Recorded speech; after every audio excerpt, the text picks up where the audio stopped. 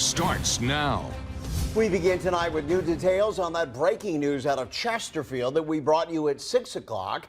A school bus driver allegedly driving drunk with 2 kids on board. It began in the city when 50-year-old Janet Ellis hit a power pole near Hermitage and Lee Streets, leaving live power lines just dangling in the road.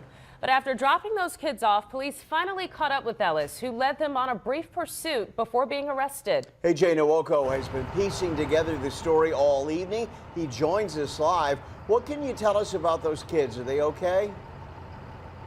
Yeah, Kurt, as far as we know, one of the children has been taken to the hospital following that collision. Ellis faces several charges, including driving while intoxicated, having an open container, and assault on an officer, among other charges.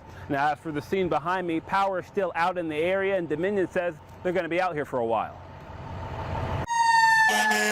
This was the scene of a bizarre crash investigation Friday afternoon involving 3 separate police agencies spanning 2 localities, and at the center of the investigation, a bus operator allegedly driving drunk.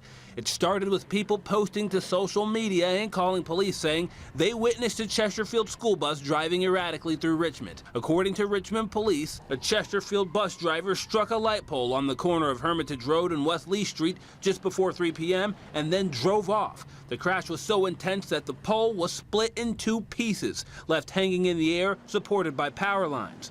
At one point, Virginia State Police joined in on the investigation. Folks who lived near the incident say power was temporarily knocked out at nearby apartments. About a half hour later, Chesterfield Police were notified about the hit and run. Officers found the bus and attempted a traffic stop, but the driver kept going, and a chase ensued. The female driver eventually stopped. Police identified her as 50-year-old Janet Ellis of Chesterfield. She was arrested and charged with DUI among a slew of other charges. It seems that Ellis also dropped off students after hitting the pole and before she was finally pulled over. Those kids were located in Richmond and one was evaluated at the hospital. Now back live now, you can see Dominion Power working to get that pole stood straight up again and repaired with a new pole. They say they're going to be out here for a while. The northbound portion of the 1200 block of Hermitage Road behind me will be blocked off until further notice as police continue, or as Dominion continues their work.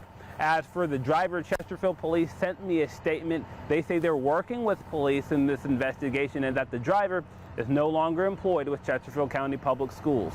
We'll keep you updated on this one. That'll do it for us now live in Richmond. AJ Nwoko, NBC 12. Thanks, AJ.